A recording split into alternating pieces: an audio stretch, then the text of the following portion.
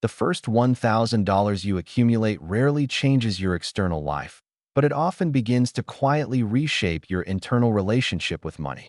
At lower amounts, money tends to feel temporary, almost like a passing resource that flows in and out without leaving a lasting imprint. But as you approach that first four-digit threshold, something subtle begins to shift. The number itself is not large in a macroeconomic sense, yet psychologically, it represents the first moment where money starts to feel stored rather than spent.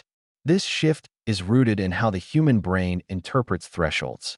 Moving from 3 digits to 4 digits creates a categorical change. It is no longer just spending power, but a small form of financial stability.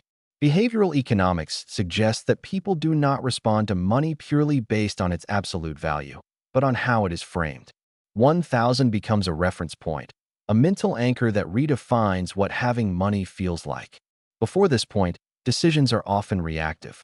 After it, they begin to incorporate delay, restraint, and optionality. Mathematically, $1,000 is also the first level where compounding starts to produce noticeable, though still modest, effects. If that amount grows at a steady annual rate, the changes are not dramatic in the short term, but they are no longer negligible. The difference between 0 and 1,000 is infinite in relative terms, but the difference between 1,000 and 2,000 introduces the concept of growth through time rather than effort alone. This is where the perception of money begins to detach from labor and attach to systems. At a systemic level, most financial environments are not structured to help individuals reach and maintain this threshold easily. Consumption is frictionless, while accumulation requires intentional behavior. Small recurring expenses, often dismissed as insignificant, act as persistent forces that pull balances back toward zero. These are not failures of discipline as much as they are reflections of a system optimized for spending velocity. Reaching $1,000, therefore, is less about income and more about resisting these subtle, continuous pressures. Over time, maintaining that first $1,000 begins to influence identity.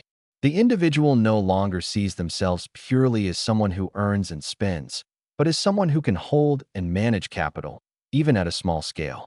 This identity shift is quiet but meaningful.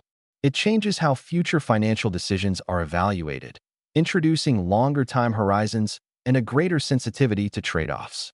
The question gradually evolves from "can I afford this?" to "what does this cost me over time?" This is why the first $1,000 matters far beyond its numerical value. It is not a milestone because of what it can buy, but because of how it changes perception, behavior, and decision-making. It marks the early transition from participation in a consumption cycle to the initial stages of capital awareness. And while the external impact may appear minimal, the internal framework it creates becomes the foundation for every financial decision that follows.